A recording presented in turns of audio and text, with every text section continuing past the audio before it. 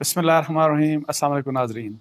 बदकिस्मती से पाकिस्तान के जो सियासी हालात हैं वो संभल नहीं रहे और जिस किस्म का इस्तेहकाम सियासी इस्तेहकाम चाहिए पाकिस्तान को, जो कि पाकिस्तान की मईशत के लिए बड़ा क्रिटिकल है, वो हमें इस्तेहकाम नहीं मिल रहा।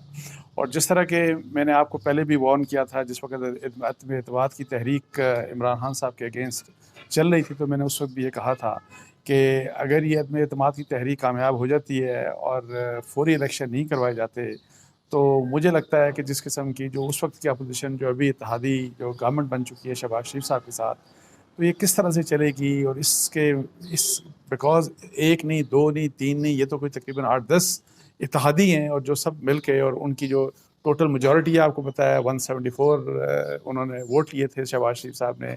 एक एम के का इंतकाल हो चुका, और अब ये इतनी नाजुक किस्म की मतलब है कि ये जो गवर्नमेंट है कि ये किस तरह से चलेगी। और उसको उस वक्त ज़ाहिर है वो कहा करते थे अपोजिशन में जब ये थे कि जी हम कौमी मफाद के लिए, उस मुल्क को बचाने के लिए, मुल्क की मईशत के लिए, और ये और इस तरह की बातें। लेकिन जब गवर्नमेंट आई तो आप देखेंगे जिस तरह से सौदेबाजियाँ की जा रही हैं और अपने अपने लिए बड़े बड़े ओहदों की बातें की जा रही हैं। बिलावल साहब ने कल, भुट्टो साहब ने कल वज़ीर ख़ारजा का जो ओथ था वो उन्होंने नहीं लिया। उसकी वजह ये थी कि पाकिस्तान पीपल्स पार्टी के भी कुछ डिमांड्स हैं। ख़बरें ये भी कल चली मुख्तलिफ चैनल्स के ऊपर कि जी वो सदर का ओहदा भी चाहते हैं। हालांकि सदर साहब अभी कायम है, और वो कायम भी ऐसे हैं कि अनफॉर्चुनेटली अगर इधर आपको शिकायतें मिलती हैं तो पीटीआई का जो रवैया है, पीटीआई के जो बेशक प्रेसिडेंट हों या जो गवर्नर हों, वो भी इस पूरे क्राइसिस को बजाय इसके कि संभालने की कोशिश करें और मुल्क का मुफाद देखें, मज़ीद ख़राबियाँ पैदा करते जा रहे हैं। तो वो मैं बात कर रहा था कि पाकिस्तान पीपल्स पार्टी प्रेसिडेंट का भी ओहदा मांगती है। पाकिस्तान पीपल्स पार्टी कहती हैं कि हमें चेयरमैन सेनेट भी इनको निकालें और हमारा चेयरमैन सेनेट लेके आएँ। गवर्नर पंजाब की भी सीट हमें दें। मिनिस्टर्स उनके पता है आपको काफ़ी आ चुके हैं। और सिर्फ ये नहीं, बल्कि अब दूसरी तरफ बीएनपी मैंगल का, उनका भी कोई थोड़ा सा रवैया बड़ा इनडिफरेंट सा हो गया है टूवर्ड्स। अभी अभी हफ्ता 10 दिन हुए नहीं गवर्नमेंट को, और वो मतलब है कि उनकी ज़ाहिर है चागी में जो फायरिंग हुई उसके ऊपर उनका एहतजाज है। और आई डोंट नो वो क्या करते हैं वो वजारत में, वो वजारत लेते हैं कि नहीं लेते। इसी लिहाज से मोहसिन दावड़ जो हैं, और उनका मतलब पीटीएम, उनका नहीं पता कि अब उनका क्या होगा। तो ये सारे के सारे जो हालात हैं बड़े ही नाजुक हैं। और सियासी दौर के ऊपर देखें, अगर फ़र्ज़ करें कोई गवर्नमेंट आती है नई, कोई चली जाती है, कोई नाजुक रहती है गवर्नमेंट, उसकी वजह से इतनी फ़िक्र नहीं है। फ़िक्र इस बात की है कि इस वजह से जो पाकिस्तान की मईशत के ऊपर जो असरात हैं, और पाकिस्तान को ऑलरेडी मईशत के बड़े बहुत ही सीरियस चैलेंजेस हैं। मैंने आपको कल के भी वीलॉग में बताया था कि कितने संगीन हालात हैं पाकिस्तान की मईशत के। और अगर हमने पेट्रोल के प्राइसेस, पेट्रोल के 20 और डीजल के 50 रुपए तक ना बढ़ाए, तो हम तो सर्वाइव ही नहीं कर सकते। हमें तो फिर अल्लाह ना करे, अल्लाह ना करे, हमें तो श्रीलंका वाले हालात हमें देखना पड़ेंगे। हम तो डिफ़ॉल्ट कर सकते हैं। तो ये सारे जो मामलात हैं, और फिर यहाँ को छोड़ दें, अब आप पंजाब में जाके देखें। पंजाब में पहले तो मैंने पहले भी बात की कि मुझे नहीं समझ आई कि अगर शहबाज शरीफ साहब वज़ीर-ए-आज़म बन गए तो क्या ज़रूरत थी कि उनके बेटे को ही चीफ मिनिस्टर के लिए नॉमिनेट किया जाता। लेकिन एनी हाउ, जिस किस्म के हालात में उनकी चीफ मिनिस्टर का इलेक्शन हुआ, और जो रवैया वहाँ पे अनफॉर्चुनेटली परवेज़ इलाही साहब का भी, और फिर पीटीआई का, और जो गवर्नर का वहाँ पे रोल, वो सारी चीज़ें आप देखें कि अभी तक वो चीज़ें अभी संभली नहीं। कभी कोर्ट जाते हैं, कभी कोई किसी किस्म का जो कॉन्स्टिट्यूशनल जो एक मैकेनिज़्म है, जो कॉन्स्टिट्यूशनल जो आपको जो जो हल बताता है इस किस्म के हालात में, उस हल की तरफ यानी उनको मानने के लिए कोई तैयार नहीं है। अजीब-ओ-गरीब किस्म के हालात हैं। उसमें प्रेसिडेंट भी रुकावट बन गए, उसमें गवर्नर भी रुकावट बन गए, और बार-बार फिर ये जो इस वक़्त मतलब है कि जो अभी अपोज़िशन जो जिन्होंने अभी इलेक्ट कर लिया, अभी उनका ओथ नहीं हुआ, शहबाज शरीफ साहब के जो साहबज़ादे हैं, उनके बारे में। और वो ये है कि जी वो बार-बार अब अदालतों में जाते हैं। अब अदालतें कब तक इन किस्म के सियासी फैसलों पर रोज़-रोज़ एक सियासी फैसला, सो एंटायरली डिपेंडेंस जो हो रही है, एंटायर जो फ़ोकस है वो अब अदालत के ऊपर है कि अदालत क्या करती है।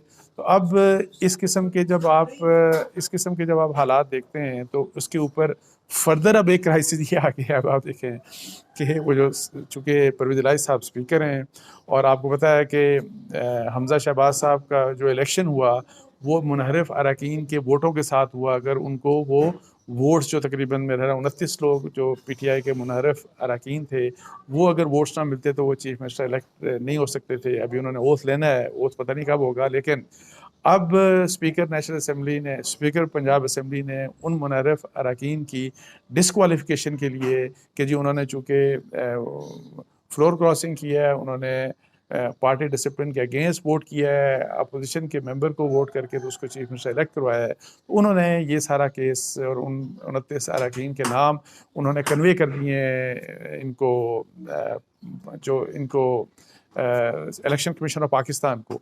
अब आप देखें कि वो फिर अब किसी वक्त भी, अब कितने दिन लगेंगे इसमें, दिन लगते हैं या चंद हफ्ते लगते हैं, लेकिन एनी आओ तमाम उन मुनहरफ अरकान का फेट सबको पता है कि वो अब डिस्क्वालीफाई होंगे। अब कितने अरसे के लिए होंगे वो तो है सुप्रीम कोर्ट का अभी फैसला आएगा, देखते हैं, लेकिन अब वो डी सीट होंगे, वो अब वहाँ पे रह नहीं सकते। वो रह नहीं सकते तो मतलब ये है कि चीफ मिनिस्टर नहीं रह सकते। वो जो चीफ मिनिस्टर इलेक्ट तो हो गए एक दफ़ा, लेकिन उनको फिर अगर वोट, ज़ाहिर है वो फिर माइनॉरिटी चीफ मिनिस्टर बन जाएंगे, माइनॉरिटी गवर्नमेंट उनकी बन जाएगी अगर वोट हो भी जाता है। तो उस सूरत में फिर मतलब है कि पंजाब की गवर्नमेंट को कोई भी नहीं बना सकता, ना हुकूमत बना सकती है, ना अपोजिशन बना सकती है, अनलेस कि पीटीआई और पाकिस्तान मुस्लिम लीग नून वहाँ पे आपस में हैंड्स जॉइन कर लें। तो इस किस्म के बहुत ही गंभीर हालात हैं सियासी। और इस वक्त हालांकि हमें जो जो जिस चीज़ की ज़रूरत थी कि वो ये है कि हमें माशी तौर के ऊपर सियासी इस्तेहकाम चाहिए था। अनफॉर्चुनेटली वो नहीं मिल रहा, और उसी वजह से आप देखेंगे डॉलर जो 81 रुपये तक आ चुका था, दोबारा 86 रुपये 86 रुपीज़ तक पहुंच चुका है। अब IMF के साथ बातचीत हो रही है। अब मुझे ये नहीं पता कि शहबाज शरीफ साहब की हुकूमत भी कितने दिन चलती है, बिकॉज जिस किस्म के आपको पता हालात हैं, जब 100 अब एक मेंबर की डेथ के बाद अब 173 मेंबर्स हैं टोटल उनके पास। सो 2 मेंबर्स भी इधर उधर हो गए तो इनकी गवर्नमेंट ख़त्म हो गई। और ऑलरेडी आपको पता है कि अपोजिशन की तरफ से फवाद चौधरी साहब ने ये ट्वीट भी कर दिया है, ये स्टेटमेंट भी उन्होंने दे दी कि ये वोट ऑफ कॉन्फिडेंस लें। ये वोट ऑफ कॉन्फिडेंस इसलिए लें कि ये अपनी मेजॉरिटी इंजॉय नहीं करते। उन्होंने BNP बेंगल ग्रुप के हवाले से भी ये बात की, और MQM के जो मेंबर जो जो फौत हो गए उनके हवाले से भी। बहुत ही संगीन हालात हैं। दुआ करें अल्लाह ताला कि इस मुल्क को कोई बेहतर, हमें कोई सिमत मिले।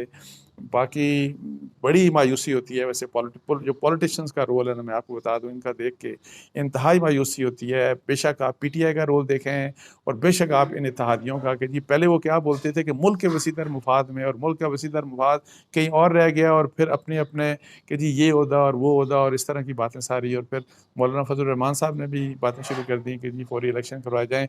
मेरा यही ख्याल है कि अगर पॉसिबल हों तो फौरी इलेक्शन करवा लिए जाएँ। इसके अलावा मुझे नहीं लगता कि कोई सोल्यूशन है इस वक्त। इस सारे ये जो जिस किस्म के हम मुसीबत में फंस गए हैं, इसका मुझे कोई और सोल्यूशन नज़र नहीं आता। तो इसके साथ ही मुझे इजाज़त दीजिए। जज़ाकल्लाह। अस्सलाम वालेकुम।